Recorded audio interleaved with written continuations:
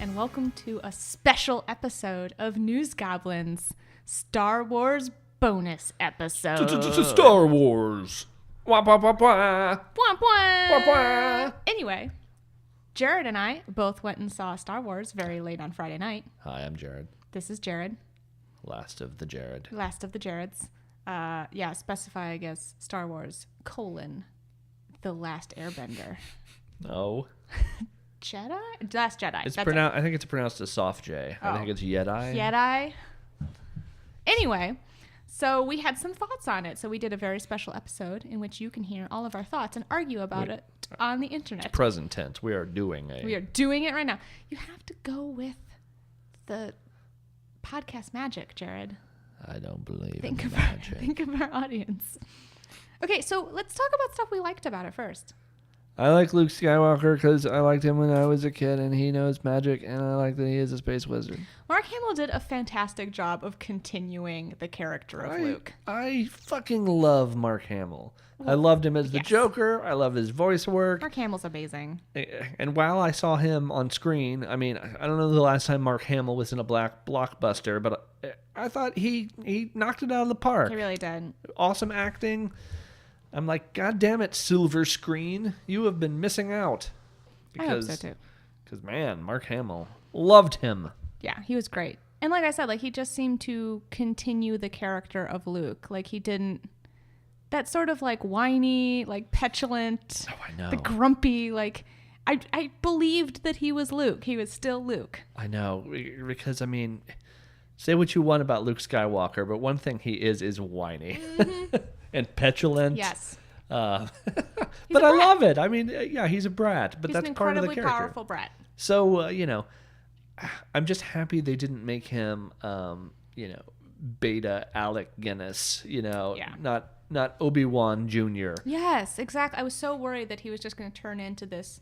I mean, he's basically like Yoda 2.0. Well, they're playing with the visual cues. Yes. They dressed him like Obi-Wan, from episode 4. Yeah. But he's a giant crab ball. Yeah. It's great. I loved every scene with Kylo and Rey. Yes. Every single scene was perfect. Oh my God, Adam Driver he's a fucking genius.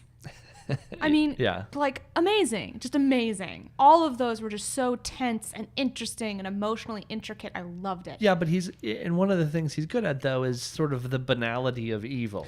And the fragility of it. Yeah. Like he comes across as so monstrous and so fragile. Well, it's a damaged kind of evil, which is a lot more interesting than your cackling supervillain version of evil. But let's talk about, Daisy Ridley made Rey so much more complex in this movie, too.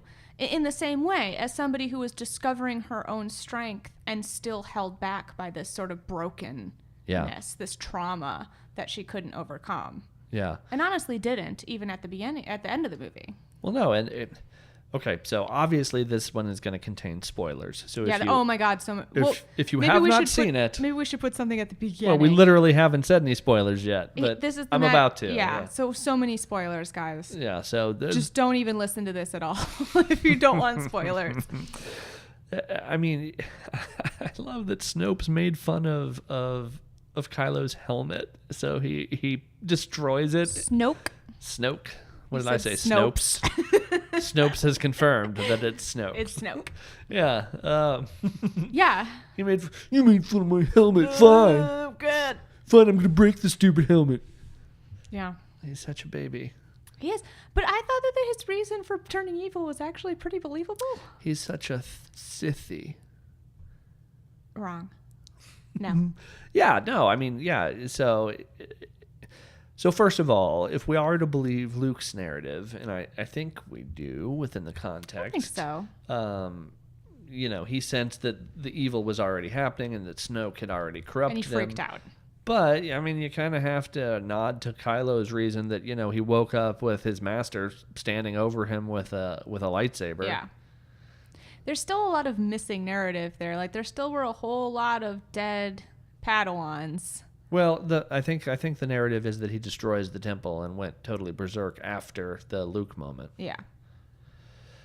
Again, though, I don't know. I think that the movie wanted to create that gray area. Yeah. But the only way they could do that was ignore the fact that Kylo then had to go and kill a bunch of his friends.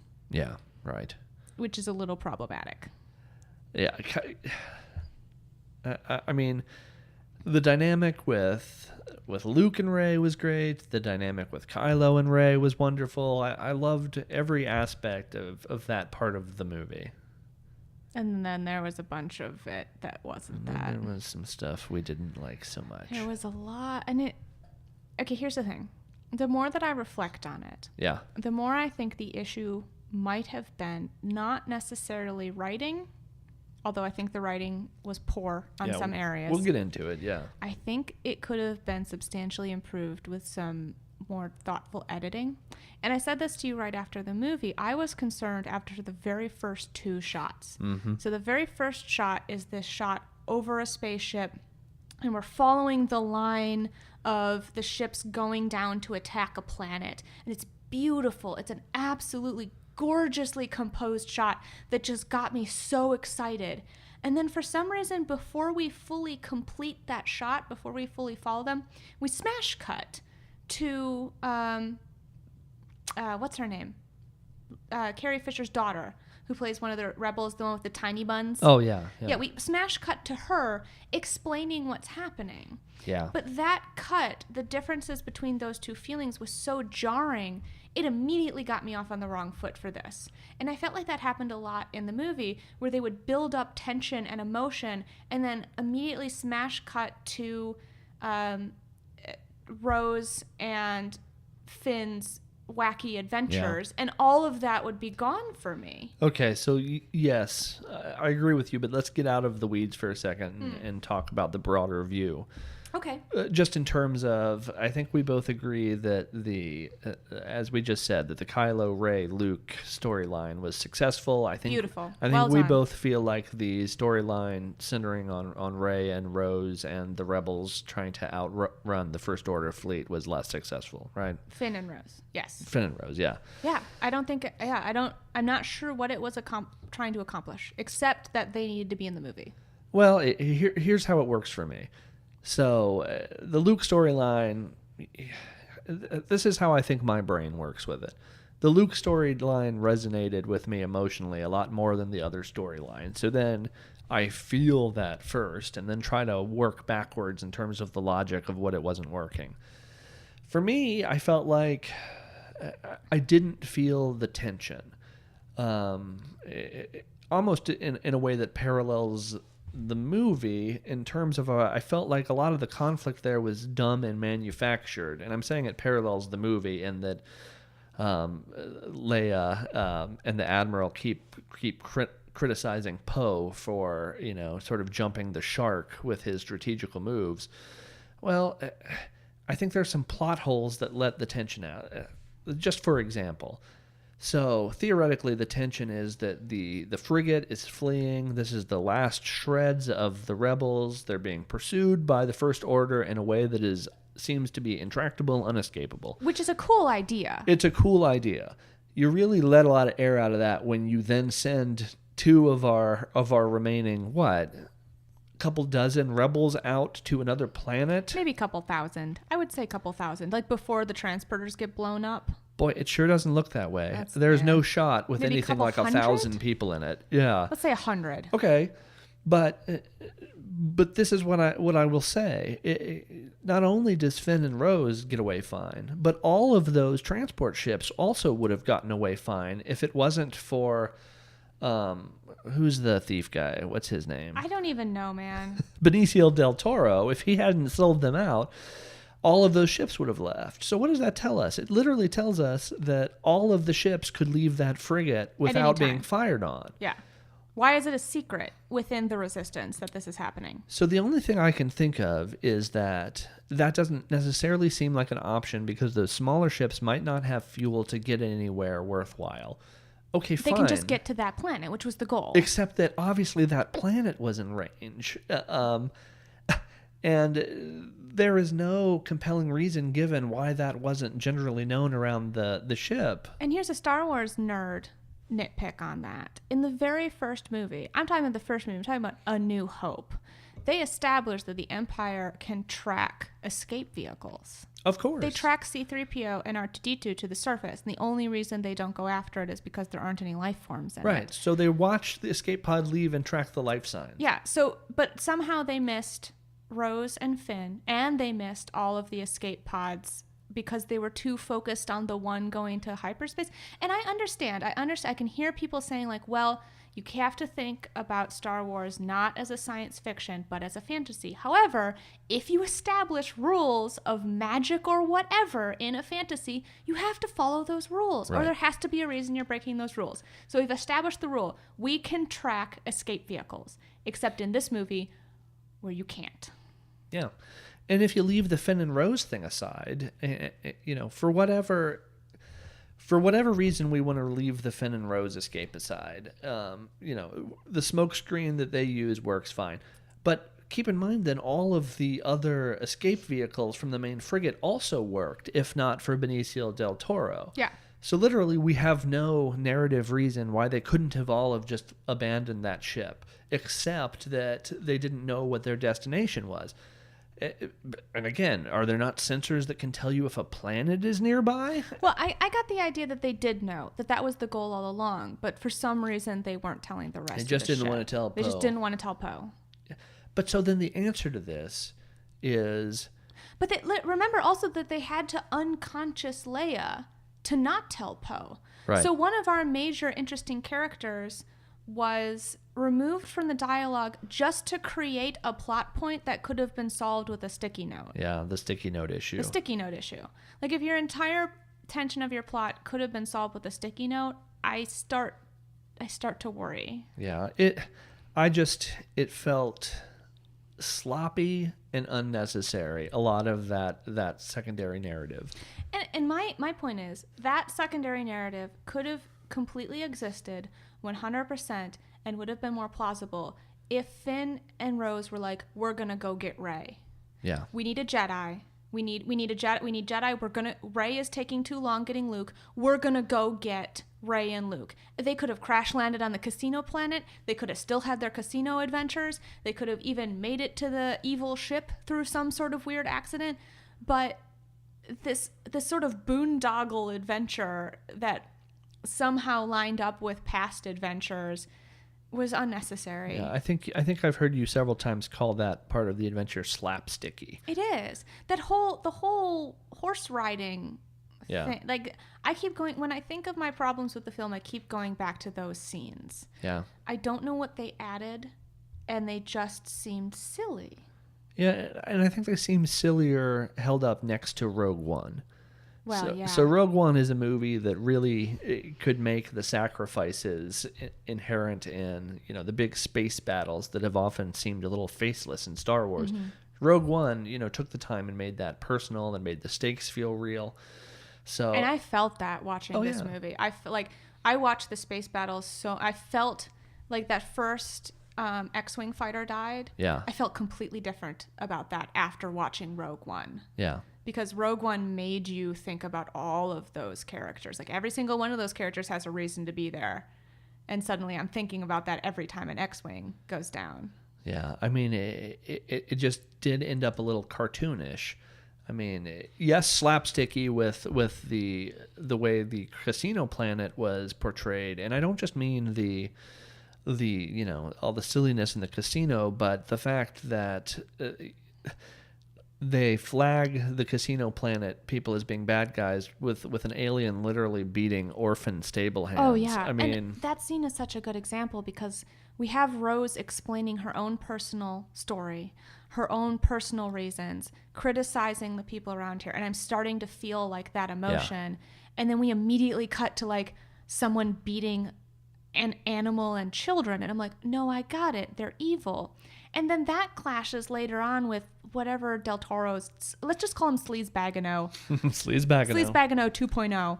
Sleazebagano 2.0 explained that, oh no, these guys sell to the good guys and the bad guys. You can't complicate these characters. We saw them beating children.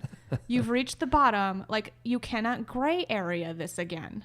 Is Benicio del Toro just going to make a secondary career out of playing quirky space villains? I mean, between the Guardians of the Galaxy universe and this, that's not a bad. He's got a whole thing going now. That's not a bad place to end up in your career. And, you know, as we talk about this, I introduced it by saying I'm working backwards for the fact that it wasn't emotionally, resonant with me. And that's the truth. You know, it just didn't work for me in the same way that the Jedi storyline did. And so I'm working backwards. So I feel a little dirty trying to tease out these plot holes, but it's me trying to solve the mystery of why it didn't work for me. Well, let me talk about an issue that isn't a plot hole. Okay. So I loved Rose. I thought she was great. Oh, yeah, me too. She was fantastic. I'm excited to see her in the next movie. I loved her in the first 10 minutes that she was introduced, where she was just the badass behind-the-scenes mechanic and stunned Finn. That was all great. She was great. My issue with their adventure was Finn accomplished the same character growth he'd already accomplished in The Force Awakens. So what he was doing at the beginning was going after Rey. And they sort of played it as selfish, but I guess it kind of was. But it just mirrored, like, in Force Awakens, he goes from only wanting to run away to being there for Rey. Yeah. And I guess in this one, they wanted to go from being there for Rey to being there for the Resistance. Well, the premise of him wanting to get in the escape pod in the first place was he needed to take the beacon away because their situation was hopeless. Right. So Which he needed selfish. He needed to get away so that Rey specifically didn't come back to a hopeless situation. Right, but they played it off as like selfish, which seemed odd. Right. Yeah. To me. And so Finn, I guess at the end, with him standing over Phasma, we were supposed to read that as a character growth moment, but it really just read to me as the exact same character growth moment that he had at the end of Force Awakens when he's fighting Kylo in the forest. So now he's for the rebellion again. Well, and I understood Rose's point when she stunned Finn and was going to turn him into the brig, but at the same time, are the Jedi a larger-than-life part of the Resistance or not? He could have literally gone, I'm going to get Rey. The Jedi. The end. Those single human beings that turn the tide for us. I'm going to go get the superhero. Yeah. And she would have been like, okay. Yeah, I don't know. There's just... Again, sticky note. Could have been solved. Like, for some reason, he was saying the wrong words to explain it I guess, and it also bothered me that I felt from the beginning that their mission was stupid and wrong-headed. And it turned out to be stupid and wrong-headed and actually detrimental. They got hundreds of people died. Finn and Rose, exactly. That's all their adventure amounted to, was they got a whole bunch of extra people killed by taking Benicio del Toro's character to the First Order so that he could betray the plan about the... And can we point out the fact that Poe received zero punishment for that? Yeah, other than getting stunned a couple times. Or even showed any real remorse. Like, he kind of at the end was like, oh, maybe let's not fly into the cannon? Yeah. But, there's literally a scene after he might have gotten hundreds of people killed, after earlier when he got maybe other hundreds of people killed, where Leia and, what is her name, Holdo? The purple-haired lady. Yeah, the Admiral. They're standing around talking about how great he is. Helen Hunt. I was so confused by that. We're supposed to understand by most of what's on film that he's making the wrong decisions, and yet he never faces any consequences. That moment was a little weird because he's like, he got lots and lots of us killed, but what a scamp. What a stand-up guy. Boys will be boys. Oh. And I'm like, no, what? No, what? And then immediately, as soon as they're on the ice planet, Leia's like, listen to him. Why are we listening to him? He's making terrible decisions. The narrative confirms over and over that he's the best pilot they have, but that doesn't mean that he is, Yeah, but he's fucking shit up. He can still get some consequences for poor leadership decisions. Yes. Well, more than just poor leadership decisions. He did a mutiny. He did. Yeah, mutiny. Yeah. I don't know. It's just...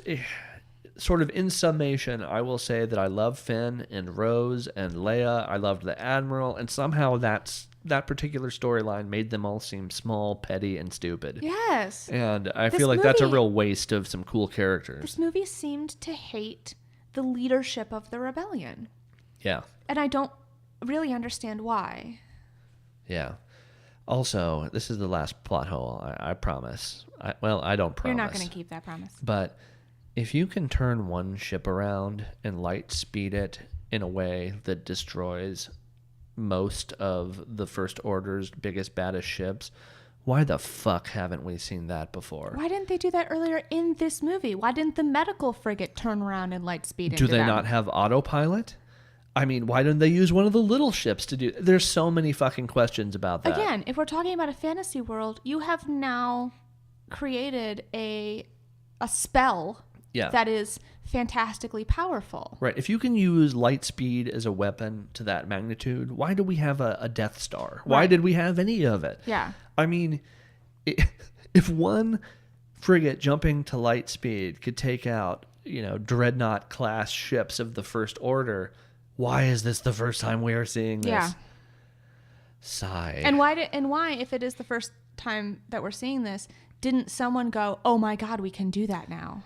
And all of this could sound nitpicky. There's someone out there accusing us of being nitpicky. But I'll say this: in a fantasy world, rules are more important than ever. If you're going to have magic, if you're going to use science as magic, if you're going to have the Force as magic, those rules are why it works. Those rules are what create tension. Yeah. If you break those rules, you've created a new source of tension, but you've undermined parts of your story, and you have to address that, or you've weakened the story. Right. Yeah, I feel like that narrative with the rebels just asks you to believe too much for plot reasons. There were just a lot of changes to canon, like the hyperspeed thing, lightspeed thing, that I didn't think were necessary. Yeah. They weren't. True. I mean, on reflection... It was a beautiful shot, though. Oh, man. I was just going to say, oh, my God, love it was that gorgeous. Shot. There are so many beautiful images in this movie. Yeah. And I want to see it again. I mean, I do. When I look back on it, my feelings are mostly positive, and I want to see it again. Mostly what I feel about this movie is that it was a fantastic movie. Yeah. Trapped inside a meh movie. Yeah, right. And the result of that was not a positive experience overall for me, because I really now have to work on focusing on the fantastic parts. Well, let's admit for both of us, too, that we could not have had higher expectations. Oh, my God. I was so excited for this movie. I was shaking. You wore a different Star Wars-themed outfit every day last week leading up to seeing the movie. I did. But I think you will also agree that doesn't mean that I was impossible to please. No. You know me. I want to like things. And hey, this movie still made you cry several times. I did cry several times. So did I. When Leia force moved herself back, I was gone. I mean, I almost lost it just kind of every time Luke Skywalker was on screen. Here's an awkward conversation. Why didn't they kill Leia? Yeah, I don't know. Because you have an audience of people who is expecting her to die in this movie. You have, therefore, let's talk in a very crass way, you have it set up where you can make people sad. Like, you're going to make people sob if Leia dies. And you can come back from that into the hope theme, which was all over the place here. Yeah. But they just didn't do that. And instead, they killed Luke. Her being a magic space angel, though, and using force powers to go back to the ship was really cool. It was really goddamn cool. I mean, there were people sobbing around us in the theater when she was sucked into space, and then there was a whole bunch of when she magicked her way back to the ship. I mean, Leia was... I cannot overemphasize what a giant Leia was to my childhood. Yeah, yeah. I mean, she just reigns in my memory as someone... I mean, not even like a role model. It's hard even to explain how important she was. Yeah, I get it. In my life. Mm-hmm. And still is. Well, to go back to the crassness for a moment, when she did survive at the end of the movie, the first thing I thought was, oh my God, please don't CGI her into the next movie. Please don't CGI her into the next movie. Please, please, don't let this be another Tarkin situation. The only thing I can think is maybe they had filmed enough of the next movie, of her in the next movie, that she will in fact appear in the next movie. Okay. I hope that is true. Or she could be a voice on a radio. I mean, we'll something. See. Yeah. But yeah, if they CGI her in, I will be so upset. Can we talk about that weird milking scene, by the way? Yeah, I love that milking scene. What the scene. fuck? Delicious blue milk. Why? Star Wars After Dark. And then he like turns and makes eye contact with Rey, like, you like this. I think it was just I'm a gross old man, what kind of moment. We didn't need that. Yeah, we did. No, we did not. Mm-hmm. I want the action figure of that thing. It's not coming in this house. Yeah, space udders. Let's put that in your office. Putting that down the garbage disposal. I liked the weird space booby seal monster. Why did you like it? Explain it to me. Because I could see you squirming in the seat next to me. I hated it so much. Yeah, I like the big island. I don't know. Yeah. It's a fucking cop out. You're copping out. No, I don't know. It was fine. It was fine. It was fine. It was awful. My butthole clenched up when Yoda appeared on screen, and I realized you almost made me spit my coffee. And like, okay, when they're doing practical effects puppet Yoda, and at first it was like, oh no, what are you doing? But then that scene was great. It won me over so hard. Yeah, that hit me so hard. It's like, oh my god, it's Luke and Yoda, and when he tapped him on the forehead with his stick, oh god, it was good. I loved it. I really like that. And to that point, I loved that this movie reclaimed the Force from the fucking Skywalkers. Yeah, the scene with Kylo and Rey when they talk about her parents and the idea that your parents are nobody. You don't have a part in this story. Yeah, and the little boy at the end, and like the point of this was like the Skywalkers have dominated the Force and that's coming to an end. Right. And how awesome is that? Well, I think it's just the idea of, fuck hierarchy. This isn't a monarchy of the Force. The Force belongs to nobodies. And that was Yoda's point. Like, you didn't own the Force. No. The Jedi didn't own the Force. Right. It's going to continue regardless of whether some books and an old tree burned down. Well, Luke himself made the point when he was talking about the hubris of thinking that the Jedi have anything to do with the power of the light side. Yeah. Right. Yeah. I loved it. That was great. Yeah, me too. But again, so it was moments like that I felt were so devalued by whatever the fuck the rest of the movie was doing. Oh God, and him on the rock looking at the two suns at the end, echoing from episode 4. That was good. I wish they hadn't. Okay, so that was a pretty perfect ending to the Luke arc. I loved it. For selfish reasons, I wish he hadn't died at the end. I get why he did.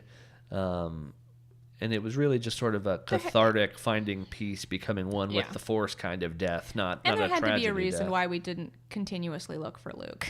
why people were done looking for Luke. Narratively speaking, it's kind of hard to have Luke around, especially if you want to focus on Rey and Kylo and other potential Jedi. I'm kind of pissed off that Leia was unconscious for so much of that movie. Yeah, well, back to your crass practical issues, we don't know how much they filmed of her. That's true. I thought they had completed it when she passed away. I buy that. I mean, it felt pretty completed. But again, maybe she needed to be unconscious for some of the movie. You gotta kind of watch who has the agency in these movies when we're talking about sort of passing the torch. Yeah. I would have believed that Leia didn't tell Poe, though. I kind of would have believed it. Because she's a brat. Like Luke is a brat. Yep. Yeah, the Skywalkers are brats. Skywalkers are brats. Yeah. All of them. Kind of all Everyone. of them. They all have weird high opinions of themselves, and Yeah. Sometimes justified, sometimes not. I mean, semi-justified. Yeah. Justified definitely in their abilities, not so much in their mental faculties. True. Yes. All right, so what? You want to give this a summation? You have a score for this one? What do you think? I mean, I've already seen that this is completely divided people. Yeah, me too. Some people, it seems like you either loved it or really did not. But I think that there is a middle ground to have where this is a deeply flawed movie that was also contained some really amazing, fantastic pieces. I feel I'm in the middle ground. Yeah, I'm firmly in the middle. I did not hate it. I was disappointed. Yeah, I think they left a lot of potential narrative power on the table with how they treated. I did not like it as much as the last one, and I think it's because I feel like they teed up some awesome characters that they really didn't. What do I want to say here? They didn't use to their full potential in terms of the power of the narrative, in terms of the tension. And part of it felt a little bit like they were treading water on character growth for some of them. Right. And that might have been behind the scenes. They were like, we're going to do a lot of the dramatic character growth in the final movie. Yeah. maybe this movie was supposed to be a little bit water tready. True. But as a movie, separate from the series, that made it feel a little bit disappointing. Yeah, I'm with you. The Luke stuff blew me away. I mean, it was gorgeous. Again, everything with Kylo and Rey was really cool and emotional. So much of it just felt confident and well done. Yeah, there's a lot of crying in this one. Like every character cries on screen. I thought you meant you cried a lot. I cried a lot, okay? We don't need to keep bringing it up. I'm sensitive. Yeah, so I don't know. I liked the movie a lot. If I'm criticizing it, it's because I am holding it to Star Wars standards.